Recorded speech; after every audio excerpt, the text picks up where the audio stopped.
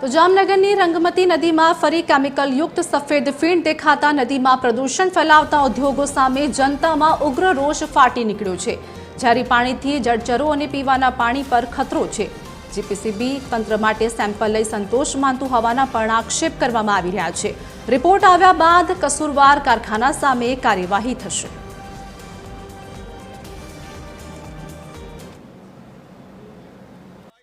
દર વખતે જ્યારે રંગમતીની અંદરમાં પાણી આવે છે ઓરાના હજીરા પાસે વિક્ટોરિયાના પુલ પાસે ત્યારે કેમિકલ યુક્ત પાણી અંદર ભરાય છે અને એના પીણા દર વખતે વિક્ટોરિયા પુલની ઉપરથી ઉડતા હોય છે। લોકોના સ્વાસ્થ્ય માટે ચેડા કરવામાં આવે છે। બોરની અંદરમાં આ કેમિકલ યુક્ત પાણી ફરી જાય છે અને પાણી ગંદુ આવે છે।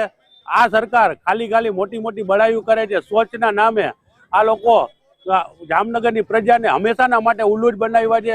દર વખતે રજૂઆતો કરવા છતાં પણ આનો કોઈ અમલવારી થતી નથી।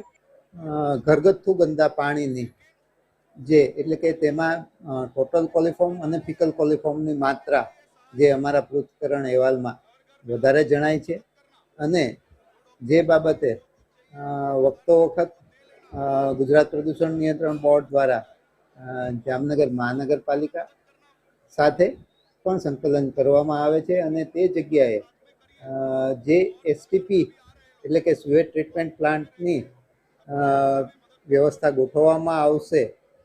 ત્યારબાદ આ પ્રકારના પ્રશ્નનો હલ થશે।